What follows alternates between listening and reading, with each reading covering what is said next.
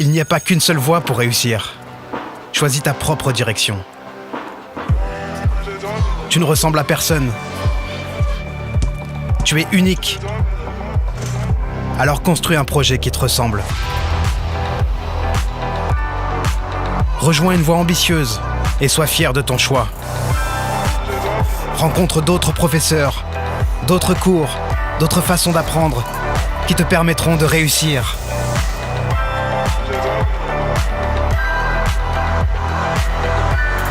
Nouveau lycée professionnel. Une nouvelle voie vers l'excellence.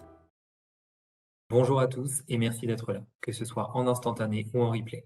Je suis Florian Maréchal, psychologue de l'Éducation nationale au sein du service académique d'information et d'orientation au rectorat de Créteil sur le développement d'outils numériques et d'accompagnement à l'orientation.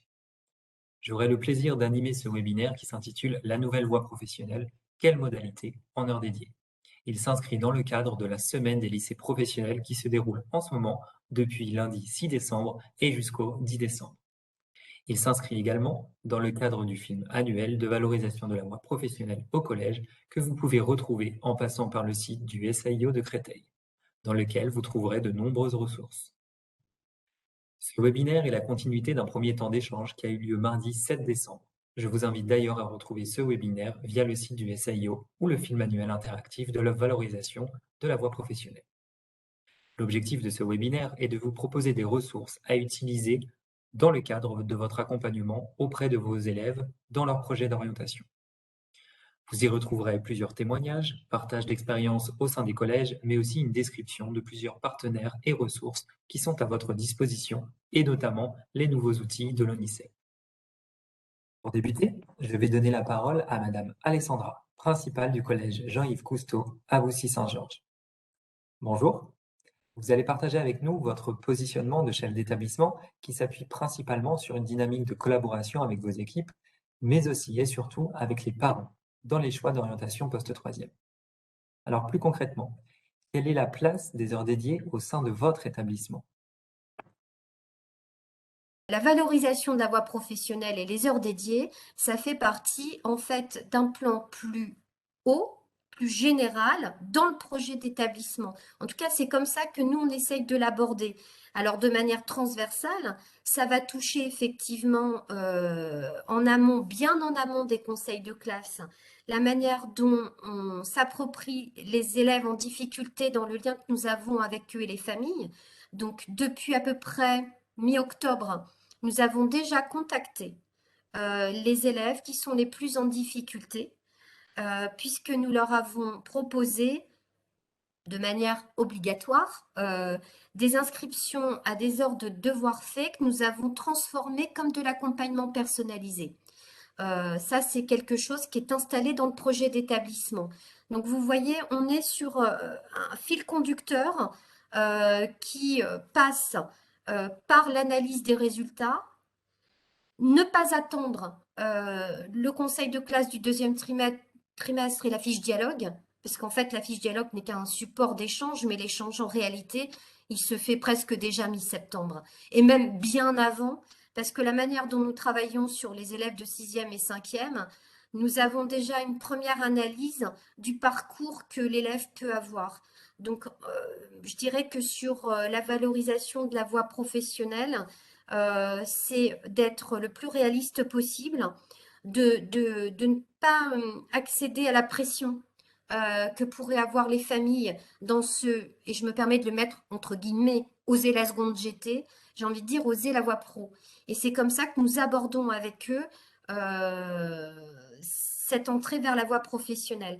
Alors, on ne prétend pas avoir de recettes toutes faites et qui pourraient fonctionner, mais en tout cas, nos deux axes, le premier, c'est de travailler sur la difficulté et l'accompagnement personnalisé en ayant redonné une nouvelle couleur à devoir fait. Et c'est d'avoir un regard au niveau du calendrier et des leviers sur ce que nous pouvons faire de la période de stage, des référents orientation, de ce que nous attendons également du forum métier. Le forum métier, tout le monde en fait, voilà, il y a une humilité dans ce que je présente parce que il n'y a pas quelque chose de nouveau par rapport à d'autres. Mais par contre, c'est bien ce parcours et les connexions qu'il y a entre chaque élément qui nous permettent peut-être d'avoir des résultats en termes d'orientation vers la filière professionnelle qui s'affinent et qui deviennent meilleurs. L'orientation, c'est un calendrier. L'orientation, c'est effectivement des leviers. Ce que je constate, c'est que ce travail de confiance a permis d'avoir des résultats en termes de pourcentage sur l'affectation et l'orientation qui sont plutôt favorables à ce que les familles aient entendu que la filière professionnelle n'était pas une voie de garage. Pour avoir travaillé également avec des BTS, je leur expliquais que passer le bac pro, il y avait des places qui étaient bien entendu réservées de manière prioritaire pour des places en BTS pour ces élèves-là. Donc c'est vrai qu'on leur a ouvert un champ de possibles dont ils n'avaient pas conscience.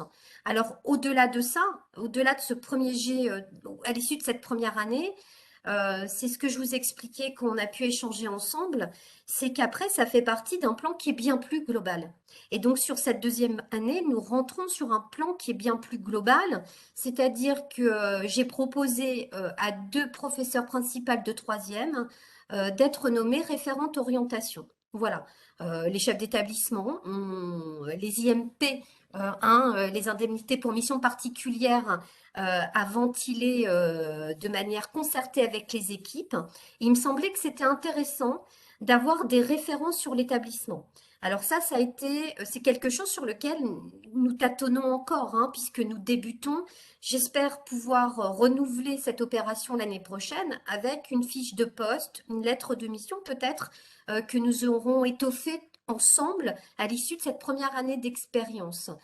Nous avons également le forum des métiers, qui est un levier qui permet à nos référents orientation de pouvoir être en lien avec les familles, puisque c'est avec les familles que nous le construisons. Nous faisons venir par pôle sur cette demi-journée qui aura lieu en février, les familles qui vont tenir effectivement des pôles d'animation autour des métiers qu'ils exercent. Alors vous voyez, mis à part les référents orientation, on est sur des choses qui sont somme toute très classiques et qui existent déjà dans d'autres établissements. Ce que nous avons aussi envisagé en termes calendaires, c'est de poser la semaine de découverte en milieu professionnel à une période qui est un peu atypique. Donc nous, c'est pas avant les vacances de Noël, ce n'est pas non plus en janvier ni en février. Nous l'avons posé sur la semaine du 17 mars, ce qui permet au niveau du district, puisque l'idée c'était de ne pas avoir des dates qui puissent se télescoper, d'avoir de la place pour les élèves dans les entreprises du bassin et autres, sans qu'il y ait en concurrence d'autres élèves, d'autres collèges. Donc ça, c'est quelque chose aussi qui fait partie du plan que nous essayons de développer dans le cadre du parcours à venir à destination des élèves. Donc, nous avons aussi, j'adresse à travers ce webinaire mes remerciements à mes équipes de troisième. Donc, j'ai une enseignante, une de mes référentes, qui a constitué cet été un livret de troisième à destination des élèves pour leur permettre du 1er septembre et sur toute cette année charnière de pouvoir y inscrire à la fois les stages découvertes qu'ils auront effectués s'il y en a, les conférences auxquelles ils auront assisté, les sorties dans le cadre de l'orientation qu'ils auront pu faire. Alors nous avons aussi, hein, j'essaye de me dépêcher, de ne pas prendre trop de temps pour laisser de la place aux autres, sur le district 5, depuis plusieurs années, et nous allons pouvoir le relancer cette année, ce que nous appelons l'Orientour. C'est donc un bus qui part avec des PP de troisième à la découverte des lycées GT et des lycées professionnels et technologiques du district. Donc, il y a 2 dates et 2 matinées qui ont été retenues entre janvier et février, où ils pourront aller à la découverte de la voie professionnelle et de la voie GT également, et échanger avec les professeurs référents des spécialités de ces établissements pour pouvoir après effectivement échanger avec les classes dont ils ont la responsabilité avant les portes ouvertes. Parce qu'on peut avoir effectivement des portes ouvertes, les élèves peuvent s'y rendre, mais la difficulté, c'est que certains ne vont pas s'y rendre. Un élève qui a décidé une bonne fois pour toutes qu'il irait en seconde GT, alors que ses résultats ne sont pas bons, n'ira pas sur le lycée professionnel. Donc, ce que j'essaye de faire avec les équipes, c'est d'avoir une vision plus globale et qui ne soit pas simplement liée à des actions. C'est ce que je vous expliquais. J'ai une autre enseignante qui s'est rapprochée du SAIO et donc voilà de Madame Attal pour pouvoir organiser un petit peu la formation à destination des professeurs principaux de troisième sur l'orientation. Donc, et je l'en remercie puisqu'elle elle a permis l'inscription de deux référentes orientation, dispositifs académiques que vous proposez, qui est Trouver sa voie, donc auxquelles elles vont pouvoir assister. De manière après encore plus globale, c'est ce que je vous disais, c'est que ce que nous prenons en compte quand nous avons l'élève, et merci pour la diffusion du clip vidéo qui est très bien fait, c'est de prendre en compte l'élève vraiment dans son individualité. Et la question que nous lui posons, c'est les raisons pour lesquelles la seconde GT, nous le savons pour certains, c'est pour pouvoir suivre les amis dans ce lien social qu'ils ont. Et c'est pas forcément évident parce que symboliquement, ça peut être violent. C'est-à-dire que nous essayons pas de stigmatiser ces élèves. Voilà, je vous relaisse la parole parce que je ne sais pas combien de temps j'ai pris, mais je peux répondre à des questions. Je vous remercie de votre présentation. Merci. Alors, pour aller plus loin et pour illustrer concrètement la collaboration pluridisciplinaire qu'il peut exister au sein des équipes de collège dans l'accompagnement de l'orientation, je vous invite à écouter Madame Cordonnier et Monsieur Flores, professeurs et psychologues de l'éducation nationale au collège Arthur Chaussy de Brie-Comte-Robert. Ils vont nous exposer leur organisation des heures dédiées ainsi que les actions mises en place. Donc, l'occasion de mettre en avant une collaboration indispensable des différents acteurs de l'orientation. Donc moi, je suis Benjamin Flores, je suis professeur d'histoire-géographie au collège Arthur Chaussy à Brie-Comte-Robert, donc en Seine-et-Marne. Moi, je suis professeur principal sur les niveaux 4e et 3e depuis un certain nombre d'années. Donc moi, c'est Marine Cordonnier, psychologue de l'éducation nationale au CIO de Savigny-le-Temple. J'interviens sur 3 établissements, dont Arthur Chaussy, qui est à Brie-Comte-Robert. C'est un établissement assez rural avec un accès au transport en commun plutôt difficile, des formations assez éloignées pour le coup. Et je suis dans cet établissement depuis 3 ans maintenant. Pour compléter sur le profil d'établissement, l'autre spécificité, c'est la taille, puisqu'il y a 850 élèves, 7 classes par niveau, plus une SECPA, plus des élèves ULIS. Donc très gros établissement. Si on met en avant les atouts, c'est la chance d'avoir des équipes qui sont stables au global, aussi au niveau des professeurs principaux. Et c'est ce qui permet du coup de mettre en place des dispositifs pérennes chaque année, donc des réunions d'information. En début d'année, on fait, alors c'est l'avantage que ce soit quasiment toujours les mêmes professeurs principaux, on fait une réunion en début d'année justement pour faire un point sur les actions qu'on va mener, pour avoir une sorte de calendrier pour voilà, l'orientation, que ce soit en 4e ou que ce soit en 3e. Ça nous permet en fait d'avoir une certaine visibilité sur l'année et de ne pas se retrouver au mois de juin avec voilà, des élèves pour lesquels rien n'aurait été travaillé. Ouais, ça nous permet aussi de faire des bilans sur les dispositifs qu'on met en place, les étendre, c'est ce qu'on fait des fois, donc on étend des dispositifs sur les niveaux 4e, on les repositionne en 4e pour cibler d'autres dispositifs sur le niveau 3e, l'idée étant d'accompagner les élèves dans leur projet d'orientation de la 4e à la 3e, par des dispositifs collectifs, donc on a des moments forts dans l'année. Semaine de l'orientation, où Il y a des interventions par classe, les élèves peuvent réaliser l'escape game du CIO de Savigny. Oui, on a des lycées professionnels qui viennent présenter les formations, des CFA. On a sur une semaine, que ce soit en troisième ou en quatrième, ils font vraiment quasiment que ça sur toute la semaine. Mais dans tous les cas, on a en fait, sur tout au long de l'année, ils ont des choses. Peu importe que ce soit des séances en vie de classe, que ce soit des séances en classe, des réunions avec les parents. On a une semaine de la citoyenneté. On a quasiment chaque mois une action pour les élèves. Et l'idée, c'est de travailler en complémentarité avec PsyEN et professeur principal pour qu'on soit complémentaires et pas qu'on fasse la même chose. On peut faire des séances en co-animation, mais on a aussi des parties où on va agir individuellement. Et je pense que ça, c'est important justement dans le message qu'on communique aux élèves. Les élèves voient qu'on travaille ensemble, qu'on a un message qui est cohérent en termes d'estime de soi, de projection dans le projet futur, d'aborder la voie générale comme la voie professionnelle sur un plan d'égalité, comme étant des leviers pour s'épanouir, pour être en avenir. Et de l'importance justement de construire ce projet en lien avec le professeur principal, avec la PsyEN de l'établissement, tout au long de leur année de quatrième et de troisième. On prend beaucoup de temps, que ce soit des réunions formelles ou des temps vraiment informels, pour qu'on ait une cohérence dans nos propos. Pour que les élèves n'aient pas affaire à des propos qui peuvent être contradictoires et qui les perdent dans leur réflexion.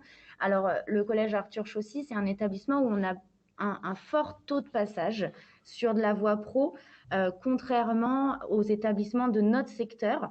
Par contre, quand on fait l'évaluation diagnostique de l'établissement, on voit que sur les années qui suivent, généralement, on a peu de réorientation, on a peu d'échecs.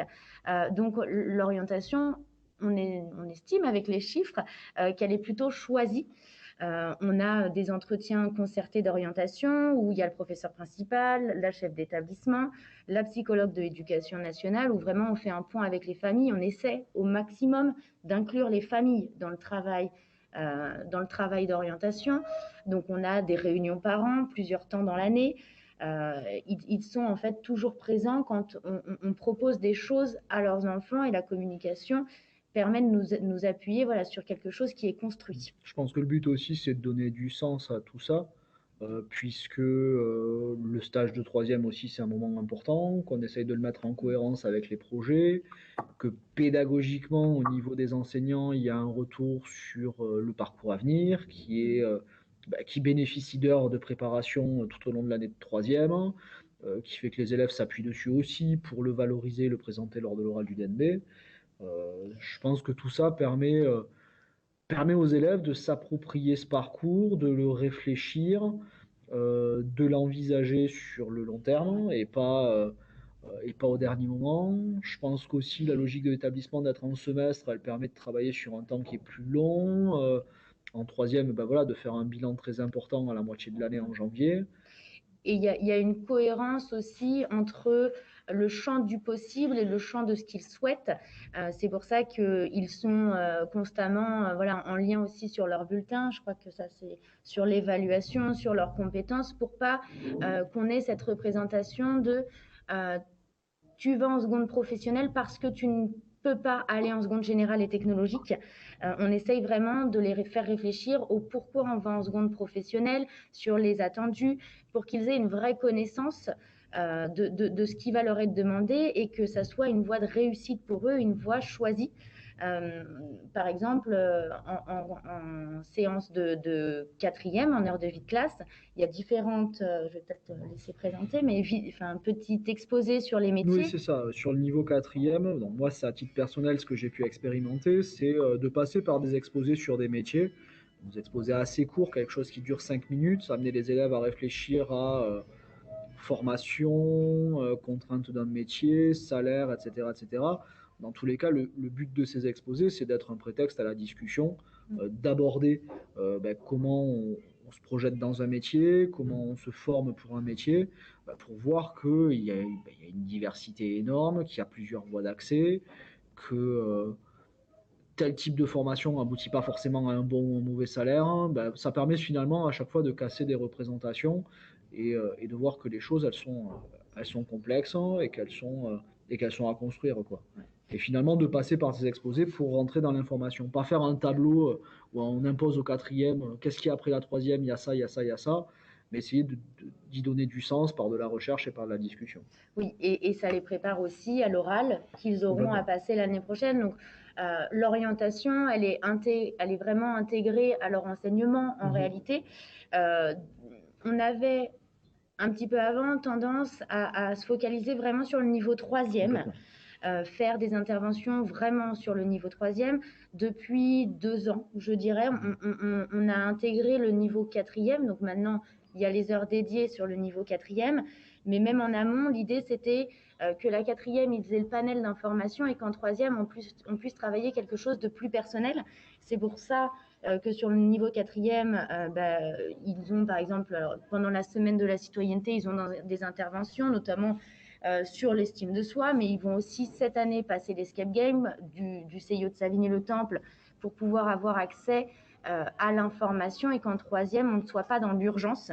On est parti du principe que plus tard, même si on sait qu'il y a une temporalité, que ce sont des adolescents, que parfois ils oublient les choses, c'est important qu'on les informe le plus tôt possible. L'enjeu de notre établissement, c'est la masse d'élèves à gérer et le peu de temps qu'on a, puisque une cohorte d'élèves d'un niveau, elle représente plus de 150 élèves. L'enjeu, c'est ça, c'est qu'en troisième, le plus rapidement possible, l'info de base, les élèves l'aient pour aller sur de l'accompagnement individualisé. Et ben, c'est là où la liaison avec Marine, qui est psy-EN, est souple. On peut assez facilement transmettre l'information, avoir un retour et passer un suivi individualisé des élèves. Parce qu'en troisième, c'est ça l'objectif. Chacun a son objectif, comment on le conçoit, comment on le valorise et comment on les accompagne. Du coup. Après, je pense que on travaille. Enfin, ce qui fait que ça fonctionne plutôt bien en termes d'orientation dans notre établissement, c'est qu'on prend énormément de temps pour échanger, pour avoir des débriefs sur ce qui a pu être perçu, parce qu'en tant que psychologue de l'éducation nationale, généralement, on intervient en classe vraiment ponctuellement et on ne sait pas comment les élèves s'en sont saisis.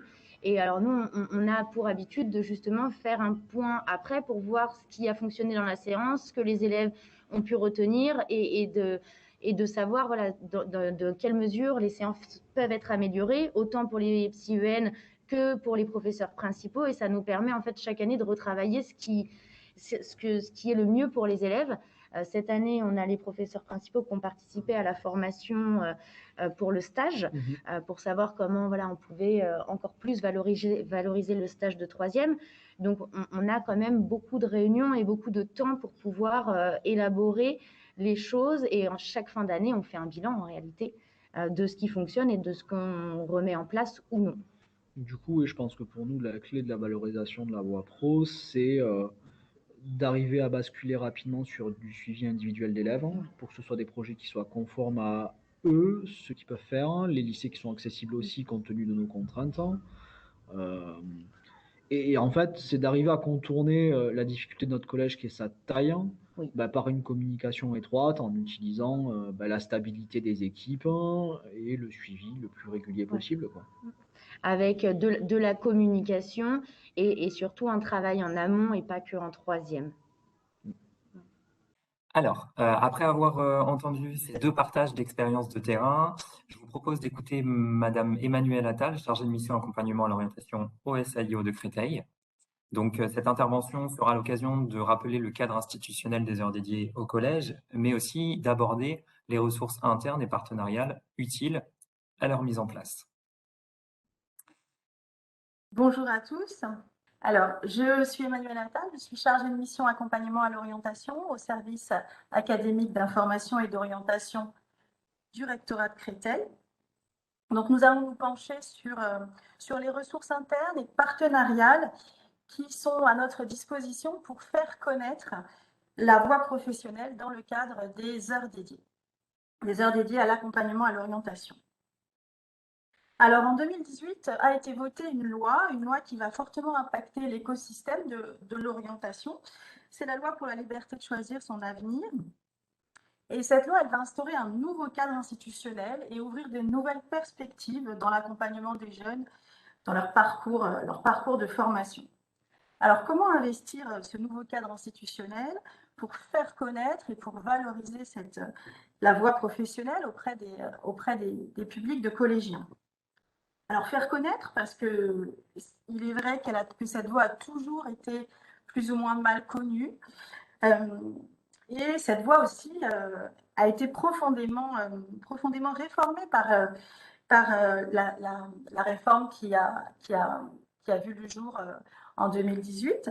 Et cette réforme, elle a touché la voie professionnelle dans ses modalités d'apprentissage, dans les perspectives de formation et d'emploi qu'elle pouvait offrir. Alors, vous pourrez retrouver le détail de cette nouvelle voie pro, comment s'organise cette nouvelle voie pro, dans le précédent webinaire qui s'intitulait le lycée professionnel et que nous avons diffusé le 7 décembre. Et ce webinaire qui sera disponible en replay. Alors, faire connaître, je disais, et valoriser aussi. Alors, valoriser, bien sûr, pour dépasser l'image négative qui reste attachée à la voie pro, cette image d'orientation subie, cette image associée à l'échec scolaire, et valoriser pour pouvoir élargir les choix que nous présentons aux élèves après la classe de 3e, pour évidemment une meilleure réussite de tous ces élèves. Alors, comment investir ce nouveau cadre? Eh bien sûr, ces heures dédiées, ce volume horaire qui a été défini à titre indicatif. Donc, je le rappelle, 12 heures en classe de 4e et 36 heures en classe de 3e. Ce volume horaire dont chaque élève doit pouvoir bénéficier au travers d'actions transversales ou d'actions qui pourraient être fléchées dans l'emploi du temps et qui vont permettre aux équipes d'aider les élèves à explorer les opportunités qu'offre la voie professionnelle. Je pointerai aussi, dans ce nouveau cadre institutionnel, les nouvelles missions qui sont dévolues à la région. Et cette loi dont je parlais, elle donne aux régions une nouvelle mission qui est... les régions se retrouvent chargées d'organiser l'information sur les métiers et les formations. Donc, on a une arrivée de nouveaux partenaires qui vont être un peu portés par la région, qui vont être labellisés par la région, pour intervenir en particulier sur ces heures dédiées et pour seconder, accompagner les équipes enseignantes. Alors, comme on l'a vu dans les interventions précédentes, l'accompagnement à l'orientation est vraiment devenu et tend à devenir de plus en plus une mission partagée par tous les acteurs de la communauté éducative.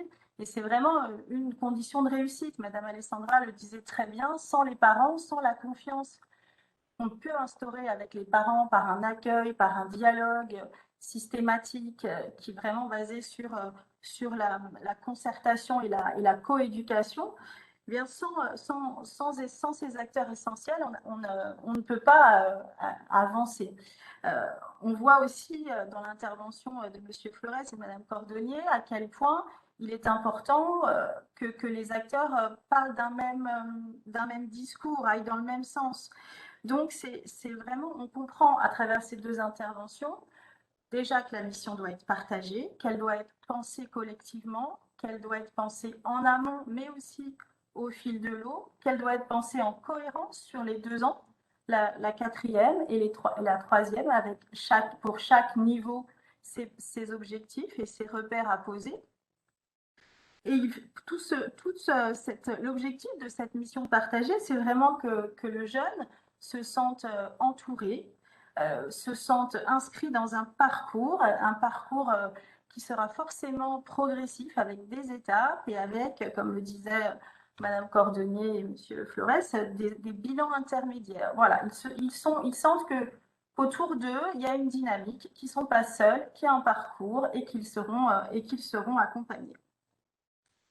Donc, vont pouvoir s'organiser dans le cadre de ces heures dédiées, je le disais, des actions d'information et de découverte des métiers et des formations de la voie professionnelle. Alors, entre autres, hein, bien sûr, et aujourd'hui, on se focalise sur la voie professionnelle, mais les heures dédiées ne sont pas évidemment réservées à valoriser la voie professionnelle. Donc, vont s'organiser des actions avec des interventions en classe, pourquoi pas, ou en tout cas dans les locaux scolaires, d'organisations, de partenaires qui vont porter des actions éducatives, des séquences éducatives, et qui seront donc invités à intervenir auprès des élèves. Alors, si on se penche un peu plus sur l'action de ces partenaires, quelles actions peuvent-ils mener, à quel moment dans le temps scolaire, qui sont ces partenaires, comment les identifier, comment prendre connaissance de leur offre éducative et comment les solliciter. Alors, nous avons à l'écran le site du SAIO sur lequel vous retrouverez toutes les informations qu'on a pu donner aujourd'hui. Sur ce site, nous avons créé un document que vous voyez sur le menu à gauche, que nous avons nommé le film annuel de valorisation de la voie professionnelle. Donc, ce film annuel, alors sur lequel, voilà, ce film annuel, il a été pensé pour accompagner les équipes éducatives de collège, les équipes de collège, pour synthétiser, pour avoir une meilleure lisibilité et visibilité de tous les temps forts, de toutes les ressources que l'on peut mobiliser pour faire connaître la voie professionnelle. Alors, c'est un film qui est évidemment complètement interactif et sur lequel vous allez vraiment retrouver énormément de ressources, que ce soit des ressources pédagogiques ou des ressources partenariales, des ressources institutionnelles. Voilà, donc je vous invite à aller visiter ce site. Alors, je reviens sur les actions. Donc, quelles actions? Alors, donc, beaucoup ont déjà été citées. Madame Alessandra a expliqué l'intérêt et le soin qu'elle apportait à la préparation du forum, de son forum des métiers. Voilà, c'est souvent des organisations locales qui sont ancrées dans le local et c'est en ça qu'elles sont enrichissantes. On peut retrouver aussi des salons thématiques à l'extérieur ou de l'établissement, ces salons thématiques autour de filières de la voie professionnelle. Donc vous envoyez, voilà, vous aurez accès sur le site à tous ces salons. On peut aussi évoquer tout ce qui est visite à l'extérieur, les visites de lycées professionnels et en particulier des plateaux, ceux qui bénéficient de plateaux techniques. C'est souvent très intéressant pour les élèves de pouvoir et les enseignants de pouvoir être sur ces lieux de formation, les CFA. Donc, toutes ces visites, toutes ces journées portes ouvertes, elles sont aussi centralisées pour avoir l'information sur ces journées portes ouvertes sur une application, le site JPO, voilà, que vous voyez à l'écran et qui vous permet, avec des filtres, voilà, d'orienter vos élèves et de préparer des visites avec vos élèves.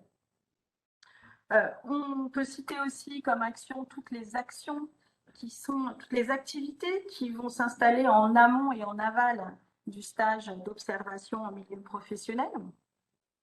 Donc, ce stage, voilà, c'est vraiment l'occasion de découvrir et de s'installer un petit peu, de se projeter dans le monde professionnel et pourquoi pas dans les filières de la voie professionnelle. Donc, voilà, nous avons construit aussi sur le film annuel un déroulé et nous avons regroupé toutes les ressources qui peuvent vous aider à accompagner, comme je disais, en amont et en aval, le stage de troisième pour profiter au mieux de cette séquence de découverte. On peut citer aussi comme action que proposent certains partenaires des programmes pédagogiques ficelés qui sont clés en main, des parcours de découverte de métiers. Là, je pense en particulier à une ressource régionale qui est le programme pédagogique de la Société du Grand Paris. Voilà, avec, alors je pense qu'on aura l'occasion d'en reparler, mais encore une fois, toutes ces tout est, voilà, on peut, voilà, ici, sur le film annuel, vous avez ce que propose la Société du Grand Paris à destination des publics collégiens pour présenter les métiers qui sont autour de ce projet. On peut citer aussi toutes ces associations qui proposent un accompagnement à la création de mini-entreprises comme Entreprendre pour apprendre, des associations qui vont être dans la démarche de projet et qui vont faire naître peut-être et faire émerger des compétences ou des centres d'intérêt chez les élèves, cette façon de travailler qui est proche des milieux professionnels. Je pense en particulier à l'ESPER, qui est l'association qui promeut l'économie sociale et solidaire et qui intervient beaucoup sur notre semaine de sensibilisation à l'économie sociale et solidaire que vous voyez au mois de mars, là, en bleu. On peut aussi, comme action, évoquer les rencontres, évidemment, avec des professionnels, des interviews virtuelles ou réelles, qui sont toujours intéressantes pour les élèves, qui proposent des modèles identificatoires, en particulier quand ce sont des rencontres avec des anciens élèves qui ont été élèves du collège. Voilà, donc là, il y a beaucoup aussi de partenaires qui proposent ces interviews sous forme de vidéos ou qui peuvent aussi organiser des rencontres réelles. Je pense aussi à la participation à des concours comme Je filme le métier qui me plaît ou la compétition internationale des WorldSkills sur les métiers de la voie professionnelle, qui sont des occasions, voilà, de se pencher sur des gestes professionnels, sur des codes professionnels et vraiment se projeter dans un univers professionnel. Alors, comment ces actions peuvent-elles être menées?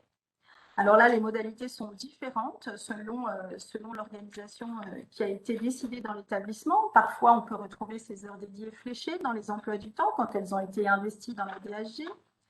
On peut aussi consacrer l'accompagnement, l'heure de vie de classe à l'accompagnement à l'orientation. Et bien évidemment, quand il s'agit d'actions éducatives transversales, ça peut être sur des temps dédiés qui vont être finalement comptabilisés de manière indicative dans ces heures dédiées. Alors, si on revient sur le calendrier, sur le film annuel, on va aussi voir qu'il y a des temps forts qui peuvent être consacrés à l'accompagnement à l'orientation. Alors, ce sont toutes ces semaines dédiées, dont la semaine dans laquelle nous sommes et dans laquelle s'inscrivent ces webinaires, la semaine du lycée professionnel, que nous inaugurons cette année. Mais il y a eu aussi la semaine de l'industrie, la semaine de la relation école-entreprise au mois de novembre. Nous aurons aussi, j'en parlais tout à l'heure, la semaine de l'économie sociale et solidaire, la semaine de l'entrepreneuriat.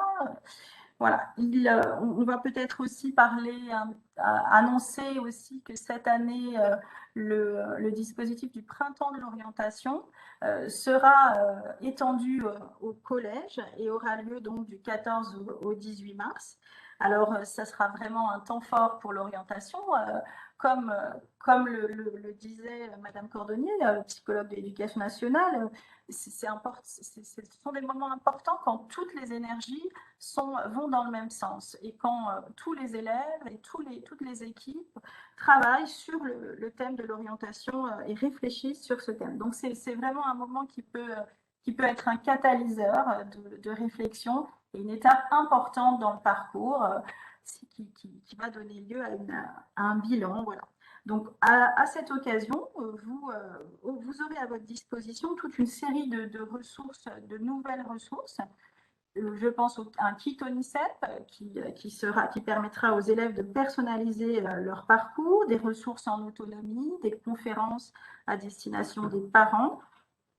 Voilà, toute une série de ressources qui seront pensées sur le plan national, mais aussi sur le plan régional. Alors maintenant, quels partenaires, qui sont ces partenaires? Alors, on retrouve des associations, des fondations d'entreprises, des collectifs locaux d'entreprises, des chambres de commerce, des représentants de branches professionnelles. tous ces partenaires auront été sélectionnés par la région via un processus de labellisation. Mais bien sûr, localement, leur intervention et la construction d'actions pédagogiques doivent aussi répondre à un cahier des charges local. Il faut que ce soit en cohérence avec le projet, avec le volet d'orientation, qu'il y ait un ancrage territorial et que, bien sûr, ces activités soient co-construites avec les équipes et qu'elles soient validées par l'expertise des psychologues de l'éducation nationale. Alors, comment entrer en contact avec ces partenaires? Comment les solliciter? Donc, vous avez sur le portail régional d'information à l'orientation, qui est accessible via notre site, le portail Oriane, vous avez dans l'onglet Espace professionnel une liste de ces partenaires qui vont être regroupés, voilà, qui s'appelle la bande des partenaires. Et ces partenaires vont être regroupés en plusieurs dispositifs qui sont un petit peu plus dédiés. Le dispositif OLIN, qui est dédié à l'égalité filles-garçons, le programme École-Entreprise, et vous retrouverez aussi le club des partenaires. À l'intérieur de ces dispositifs que j'ai cités, on va avoir toute une constellation de partenaires qui vont proposer précisément des offres et vous pourrez accéder à ces offres et les étudier pour voir si elles correspondent à vos besoins et aux besoins de vos élèves. Voilà, et évidemment toujours très souvent en lien avec le monde de la voie professionnelle. Je vous remercie et je laisse la parole à Monsieur Maréchal.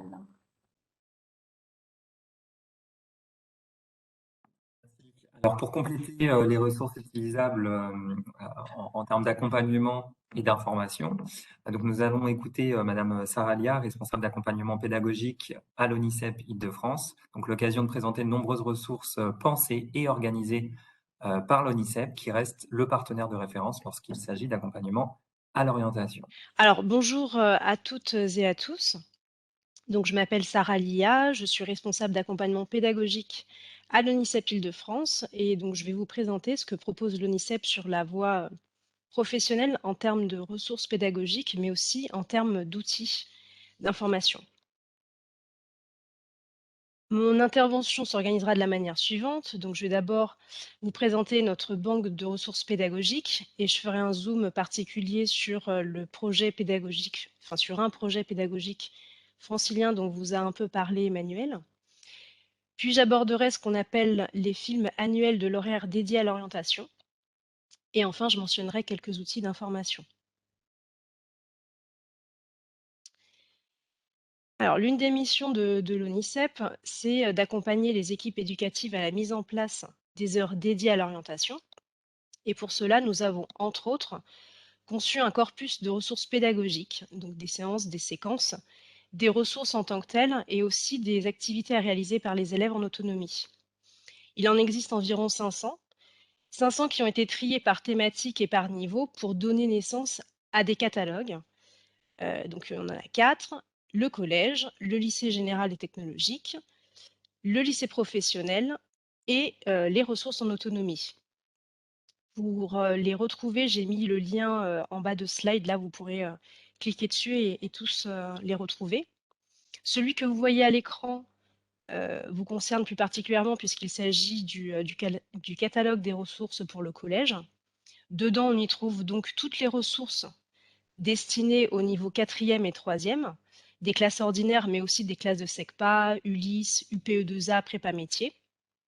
Et donc, à titre d'exemple, on en a cité 3, j'en ai cité 3, donc mettre en lien vos compétences et vos intérêts et vos centres d'intérêt, avec celles associées à un métier qui est plutôt destiné au 4e, vérifier vos connaissances sur l'apprentissage, qui est plutôt pour le niveau 3e, et WorldSkill, s'informer sur la voie professionnelle et l'apprentissage, qui peut correspondre au niveau 4e et 3e.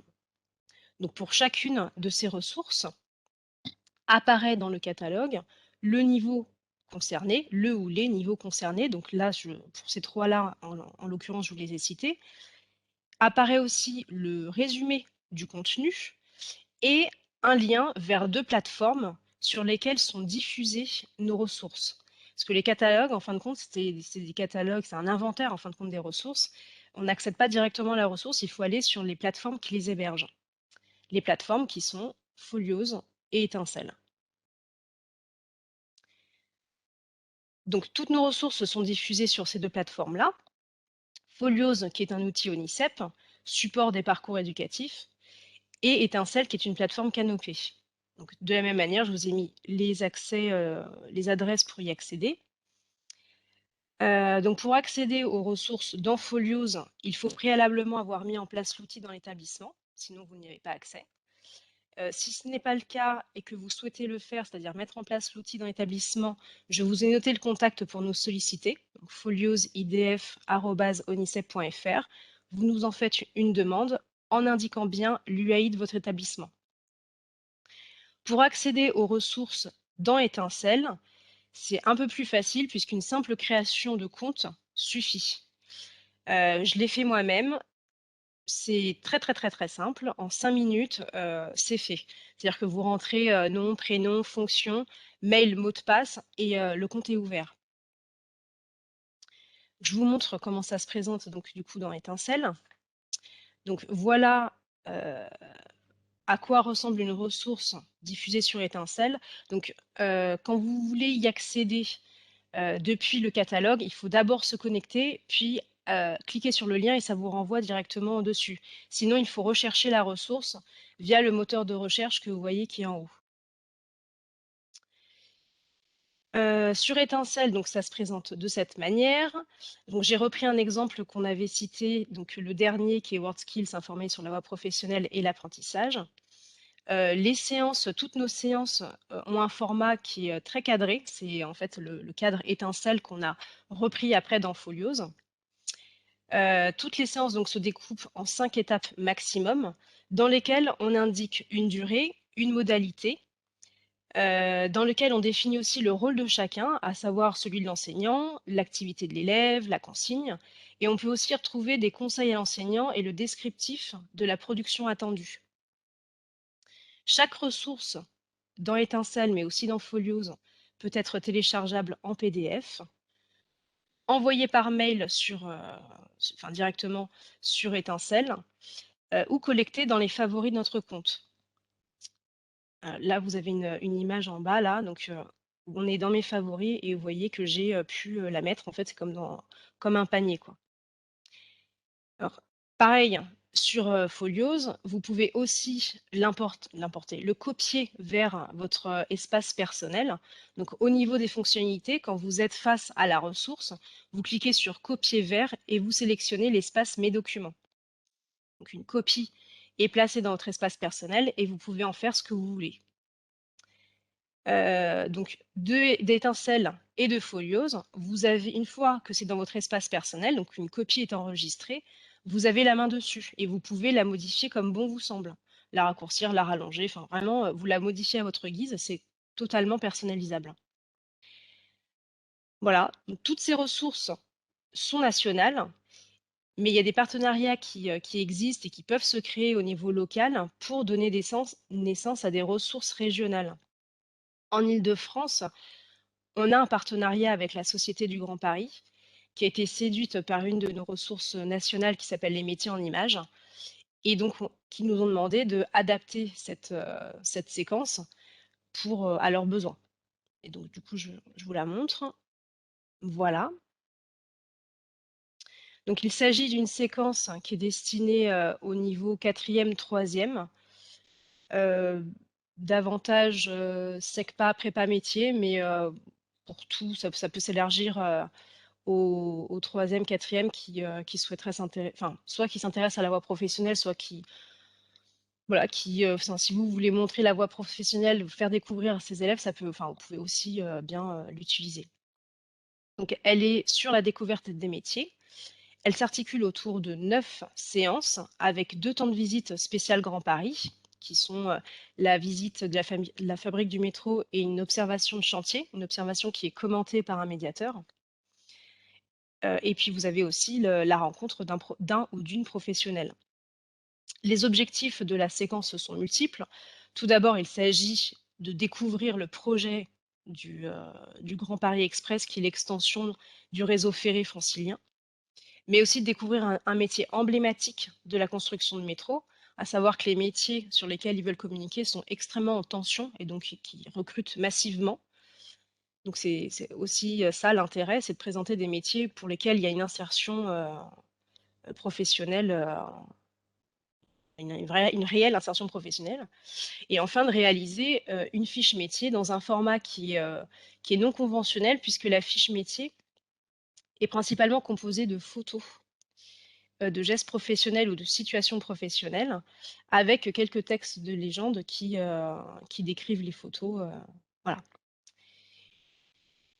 Cette séquence, elle a été diffusée uniquement sur Foliose, pas sur Étincelle, auprès des établissements franciliens uniquement aussi, puisqu'elle concerne que l'Île-de-France. Sur Étincelle, on ne l'a pas diffusée parce qu'on ne pouvait pas filtrer la diffusion. Donc c'est pour ça qu'elle est uniquement dans Foliose. Elle sera aussi diffusée incessamment sous peu, je ne peux pas vous dire exactement quand, sur notre page régionale. Donc quand vous allez sur onicep.fr, vous avez en haut à droite la possibilité d'accéder aux informations régionales. Et donc quand vous cliquez sur Île-de-France, vous avez notre page régionale sur laquelle on diffusera la séquence, le projet. Voilà, je ne vous en dis pas plus. Si vous êtes intéressé par ce projet, que vous souhaitez le mettre en place, y participer, etc., que ce soit cette année ou dans les années à venir, vous avez le contact en bas de slide. N'hésitez pas à nous contacter.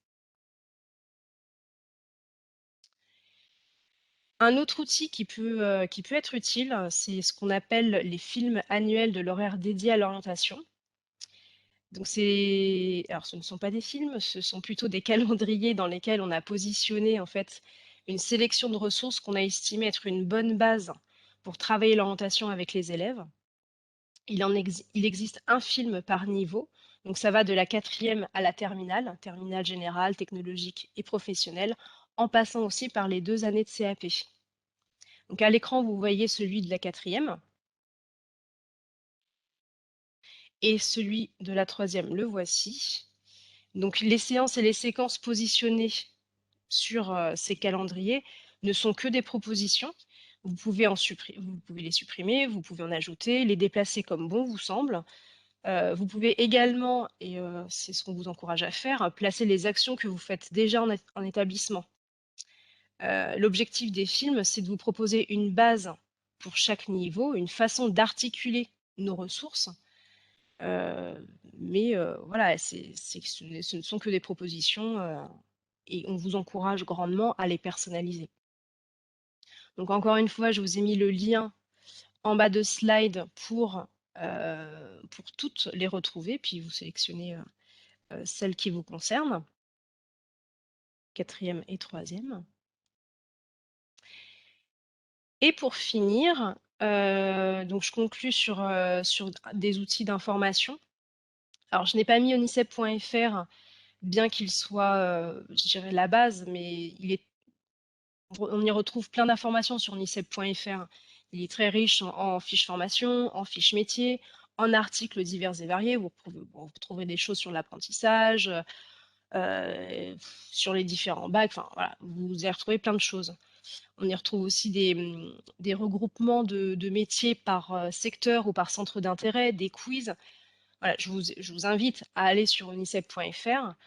Mais je ne l'ai pas sélectionné parce qu'il me semblait plus connu que d'autres sites que j'ai choisi du coup pour les mettre en lumière.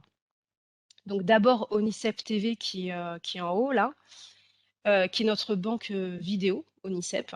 On y trouve plus de 1500 vidéos sur les métiers, les formations, les choix de vie, les parcours.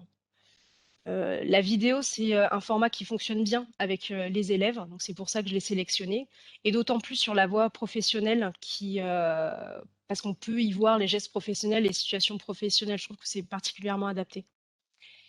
Et pour finir, le site qu'on a dédié à la voie professionnelle, qui s'appelle Nouvelle Voie Pro, qui reprend du coup tout le contenu éditorial sur la voie professionnelle, mais qui en plus guide l'élève dans sa découverte de la voie professionnelle en l'amenant à se positionner ou pas sur la voie professionnelle, à découvrir les métiers, les formations, à choisir, etc. Donc vous voyez, en fait, le site est organisé en 5 étapes. Vous avez la première étape qui est je m'interroge, la deuxième je découvre, la troisième je choisis, quatrième je vis ma voie pro, cinquième je réussis. Et tout au long de ces étapes, vous avez différentes ressources qui apparaissent. L'étape 1, vous voyez, il y a la voie pro transformée, un quiz, etc. Des portraits de professionnels. Voilà. Donc c'est voilà, le site sur la voie professionnelle. Pareil, les liens vers les sites qui sont indiqués. Et voilà, donc je vous remercie. J'ai été très synthétique. On a un peu dépassé le temps, je crois, mais du coup, ça tombe bien. Je vous remercie pour votre attention. Le SAIO, j'ai confié au SAIO le PowerPoint, donc vous pourrez le retrouver en plus du replay pour avoir les liens et les contacts. Et pour tout complément d'information, n'hésitez pas à nous contacter, moi et mes collègues. L'adresse de contact est ici. Voilà, encore une fois, merci et on reste à votre disposition.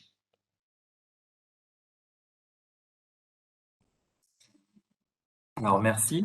Avant de laisser la parole à Monsieur Gaffin qui conclura cette série de webinaires, je voulais vous remercier de votre participation, de la participation des intervenants, mais aussi de votre participation à tous. Voilà, donc je vous remercie et je vous laisse la parole, Monsieur Gaffin. Il faut que je vous donne la parole déjà, je crois. Hop. Voilà. Mon son, est-ce que vous m'entendez? Oui. Très bien. Écoutez, je vais conclure assez rapidement. S'achève aujourd'hui notre cycle de 2 webinaires destinés à la valorisation de la voie professionnelle dans le cadre des heures dédiées spécifiques en collège. Au nom du SAIO, en tant que chef de service adjoint, je remercie tous les intervenants pour le temps consacré, pour la richesse et la pertinence de leur complémentarité de leur intervention. Je suis sûr que vous aurez trouvé tous et toutes des informations nécessaires à l'accompagnement de vos élèves. Un grand merci aussi à Emmanuel Attal et à Florian Maréchal, nos 2 chargés de mission du SAIO qui ont su, avec conviction et patience, construire le programme de ces 2 webinaires. Nous espérons que ces sessions vous auront servi pour accompagner les familles, pour accompagner les élèves et faire en sorte que les orientations soient le mieux pour chacun des élèves dont on a la charge. Toutes les ressources évoquées mardi et ce matin sont disponibles sur le site du SAIO de Créteil et les enregistrements des 2 webinaires le seront aussi très prochainement lorsque M. Maréchal aura fait les montages. Merci à tous et bonne journée.